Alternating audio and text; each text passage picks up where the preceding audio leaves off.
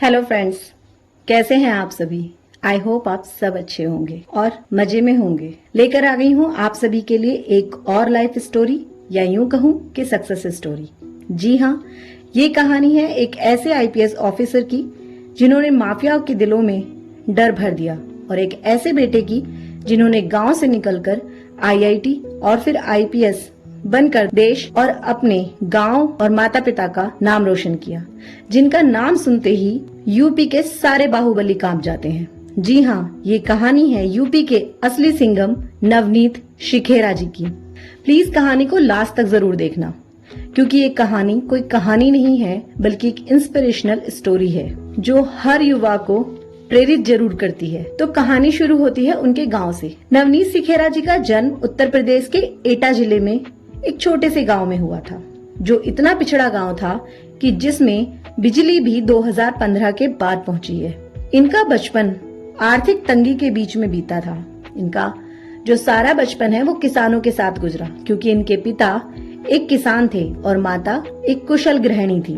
घर में आर्थिक तंगी थी और गांव में कोई अच्छे स्कूल की व्यवस्था भी नहीं थी, जिसकी वजह से इन्होंने सरकारी स्कूल से ही पढ़ाई की। उस वक्त 6th क्लास तक इंग्लिश भी नहीं पढ़ाई जाती थी। स्कूल इस तरह का था जहां नीचे बैठकर पढ़ाई करनी पड़ती थी। बेंच भी स्कूल में नहीं होती थी। लेकिन इनकी आंखों में सपने बड़े थे और इन्हीं सपनों को अपनी आंखों में भरकर इन्होंने 12वीं तक की पढ़ाई करी, उस गांव से जहां बिजली की भी कोई व्यवस्था नहीं थी।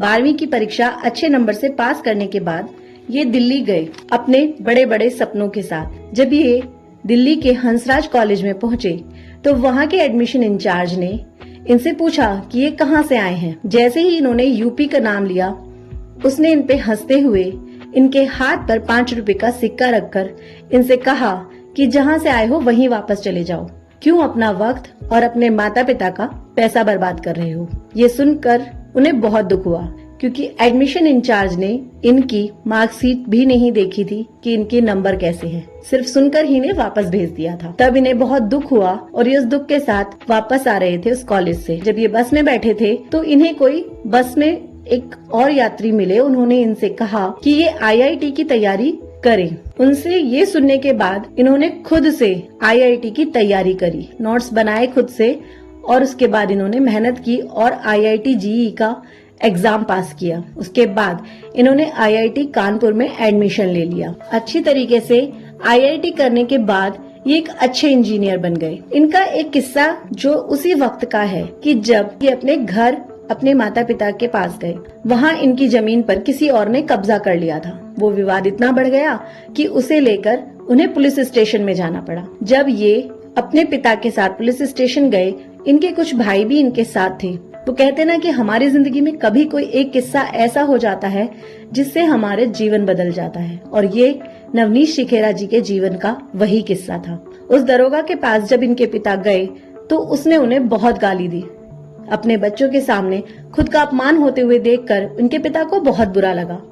तब उन्होंने उस दरोगा से कहा कि अरे, आप तो मेरे बेटे के जैसे हैं, आप ही की तरह मेरा भी एक बेटा है जो अभी इंजीनियर है। ये सुनते ही वो दरोगा ने सारे पेपर्स उनके पिता के मुंह पर फेंक कर मारे और कहा, होगा कोई इंजीनियर, ऐसे इंजीनियर गली गलियों में घूमते हैं। ये बात नवनीत शिखेरा जी को बहुत चुभ गई। एक तो वो इनके पिता का इतना अपमान कर रहा था और ऊपर से ये भी कहा। नवनीत शिखेरा जी खुद कहते हैं कि उनका उस वक्त ऐसा मन कर रहा था कि यहाँ उन्हें कुछ मिल जाए, उससे वो इस दरोगा को हिट करे, उसे मार दें। लेकिन ऐसा पॉसिबल नहीं था और वो वहाँ से सब लोग वापस आ गए। एक पिता का अपमान अगर उसके ही बच्चों के सामने होता है तो वो पिता टूट जाता है। तब इनके पिता काफी बीमार रहने लगे, उन्होंने खाना पीना भी छोड़ दिया। ऐसे में ये बहुत परेशान हुए और माता रानी के मंदिर जाकर बैठ गए। ये अपने पिता को उनका सम्मान वापस दिलाना चाहते थे। इनके दिमाग से वो बात भी नहीं निकल रही थी कि ऐसे इंजीनियर तो गली गलियों में बहुत घूमते हैं। और तब इन्होंने डिसाइड किया कि ये आईपीएस बनेंगे और उसी के बाद इन्होंने फिर से तैयारी शुरू कर दी आईएएस के एग्जाम को पास करने की। और जानते हैं, पहले ही अटेम्प्ट में इन्होंने आईएएस की परीक्षा पास कर ली थी। इसके बाद इन्होंने अपना पदभार संभाला, जिसमें ये एक अच्छे अफसर बनकर उभरना चाहते थे। इनका कहना था कि मैं सिस्टम को बदलने आया हूँ, अब माफिया राज नहीं चलेगा। इन्होंने ऐसे ऐसे कार्य किए जिससे ये फेमस होते चले गए। इन्हें ऐसी ऐसी जगहों पर पोस्टिंग मिली जहाँ पर क्राइम बहुत ऊंचे स्तर पर था। उसके बाद भी ये एक ईमानदार पुलिस वाले बनकर उभरे। जवान खून और कुछ करने का जज्बा, अपराधी उनका नाम सुनकर ही कांप जाते। उन्होंने अपने जीवन में 60 से भी ज्यादा एनकाउंटर किए हैं, जिससे वो एनकाउंटर स्पेशलिस्ट भी बने। एक ईमानदार पुलिस अफसर के जीवन में मुश्किलें बहुत आती हैं, क्योंकि हमारा सिस्टम कैसा है ये तो सभी को पता है, जिसकी वजह से इन्हें कभी पॉलिटिकल प्रेशर, कभी माफियाओं की धमकी, तो कभी ट्रांसफर, इन सब से गुजरना पड़ा। इसी ट्रांसफर की उसमें इन्हें कई बड़े बड़े शहरों में जाना पड़ा, जिसमें मेरठ, लखनऊ और मुजफ्फरनगर भी थे। उन्होंने ऐसे ऐसे क्राइम वाले क्षेत्रों में काम भी किया।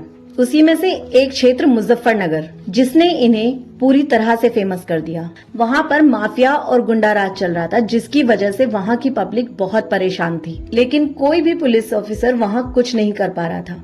उसके बाद जब ये ट्रांसफर होकर वहाँ गए तो एक तरीके से माफियाओं के लिए बुरा वक्त शुरू हो गया।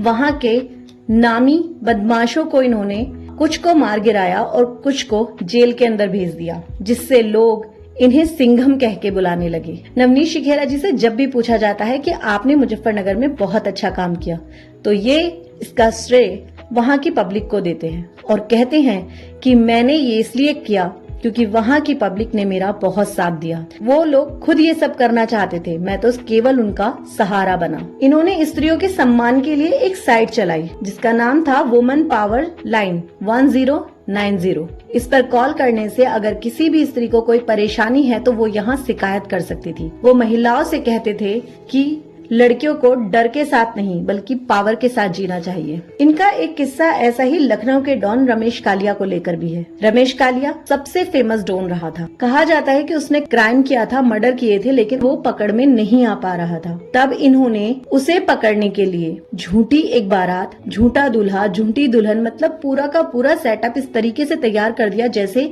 कि शादी हो रही है किसी की। अपनी ही पुलिस वाले को किसी को दुल्हन बनाया, किसी को दूल्हा बनाया, पूरी की पूरी बारात खड़ी कर दी, बैंड बाजा और सब, और रमेश कालिया के जो घर था उसके बाहर लेकर पहुंच गए। इस तरीके से पूरी की पूरी प्लानिंग की गई कि वहां पर इन्होंने उसे पकड़ लिया, लेकिन उसके भागने की वजह से वहां झड़प हुई और उस एनकाउंटर में रमेश कालिया मारा गया। इनके एक दो नहीं, ऐसे बहुत सारे किस्से हैं। अगर मैं सब पे बात करूं तो शायद ये वीडियो बहुत ही लंबी हो जाएगी। इन्हीं एनकाउंटर्स करने की वजह से और अपनी ईमानदार व्यवहार की वजह से ही लोग इन्हें सिंघम कहा करते थे। इनके इसी व्यवहार की वजह से इनके ऊपर एक वेब सीरीज भी बनी है जिसका नाम है भौकाल, और मुझे लगता है आप में से लगभग सभी लोगों ने भौकाल मूवी को देखा होगा। भौकाल मूवी में जो इंस्पेक्टर है वो नवनीत शिखेरा जी का ही रोल कर रहा है। नवनीत शिखेरा जी से जब एक बार पूछा गया कि आपको अपने ऊपर ही बनी हुई वेब सीरीज कैसी लगी, तो उन्होंने कहा कि मुझे उसमें बोरियत महसूस होती है। क्यों? क्योंकि मैंने उस जिंदगी को खुद जिया है, वो मैं खुद हूँ, और जब वो मूवी चलती है तो मुझे ऐसा लगता है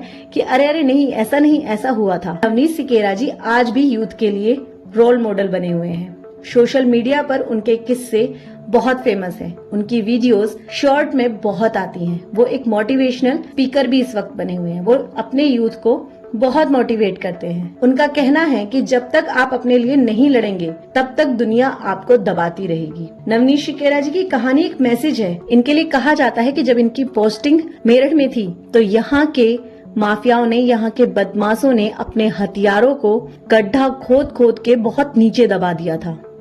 हर किसी के बस की नहीं है ये दमखम दिखाना।